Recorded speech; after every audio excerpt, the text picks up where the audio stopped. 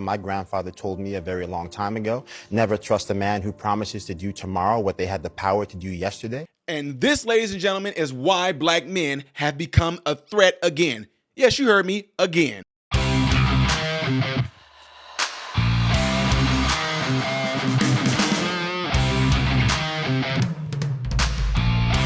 How are you guys doing? Welcome to the channel. I am Ty Smith. You're watching my channel, Modern Renaissance Man. I appreciate you guys taking time out of your day to view this content. Make sure you are following me on all the platforms you see above and the ones you see below. Also, when you click this thumbs up button right here, it allows my content to consistently be recommended to you, and it helps push it out in the YouTube algorithm where no truth hardly exists anymore. Last but not least, double check and make sure that you still are subscribed to the channel, because people are being mysteriously unsubscribed to the channel. We all know why. Okay, appreciate that all, folks. Listen, ladies and gentlemen, this has been like a very good past 4 years, I would say, of a lot of speaking engagements, a lot of getting to the black community, just to open people up to the truth. And when I say that, I'm not talking about when it comes to politics or anything like that. I'm just talking about to our overall condition, depending on your social economic status, depending on where you live, yada, yada, peanut butter, okay? But lately, it's been like an uptick, and I told people from the beginning when I first went on this journey of just spreading the truth about what's been going on in our homes, our community, what's been going on within the political world, and it completely went in the direction that we knew it was going to go. Because if there are people out there that are hungry for the truth, they're going to listen to you. I can talk to 100 people, and if only 10, 20 of them get it and understand it, that's great. The rest of them, some of people just come and show up just to be contentious, just to be argumentative, that's it. They're not there to try to arrive at a conclusion. See, that's how I operate. Whenever I get with someone and we talk about things that we're going to discuss and may not be things we agree on, my whole overall objective when I go into these conversations is to arrive at a conclusion. And whatever the conclusion is it going to be the betterment of me? And that's how we all should be. I'm not going into this saying how it's just going to benefit.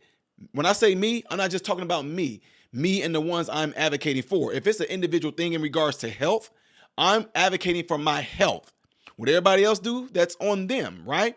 But at the same time, if I know that something poses a danger to a class of individuals like myself, like for example, they say high blood pressure run high amongst blacks.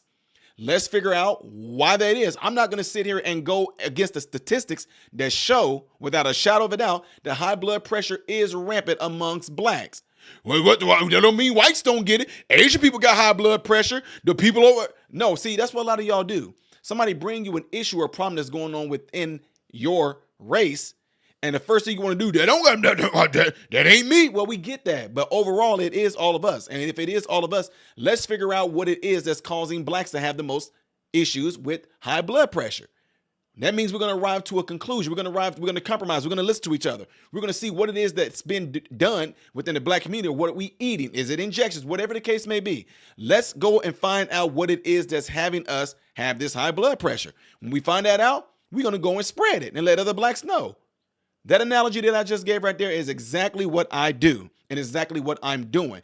Some people are pissed off and they're just arguing at the fact that I'm addressing the problem, instead of being mad at the fact that who is it that's causing the problem? Y'all follow me?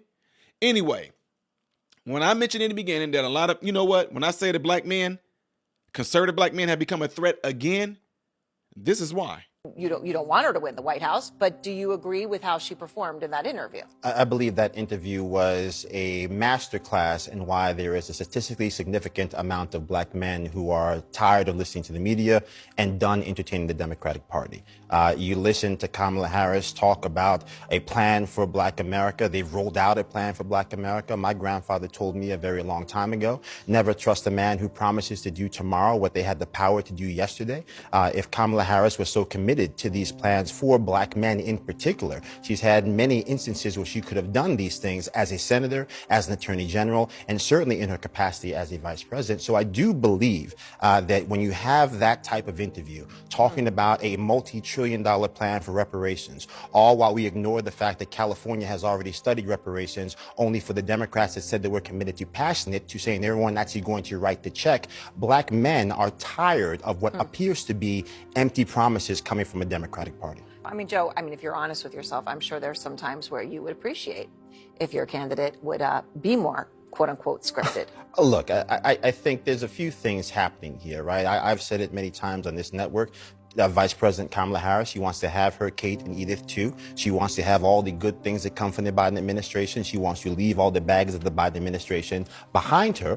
I think if you're just looking at the core issues pertaining to the black community, the civil rights issue of our time is education. Democrats have nominated a woman who is against school choice. They have a vice presidential candidate who is against school choice. And you have the gatekeeper for a large voter bloc that didn't ask any real questions about the civil rights issue of our time. To say that we have schools where 80% of black children cannot read at proficient levels all across this country. And so it is a scourge that is preventing black men from getting the tools they need in their young life to move forward. And I think if there are a lot of black people who are saying Democrats have told us that Donald Trump is terrible, but I'm not going to allow my vote to be taken hostage by a party that continues to not deliver results every time I place my trust in their hands. He did have a record low for black unemployment. I would just simply say that to that point, right? I think we have to dispense with some of the talking points here. Certainly, there is a fair way to interpret it and to interpret facts, irrespective of whether you're a Republican or Democrat. The fact remains, pre-COVID, we had 7 million new jobs created. We had record low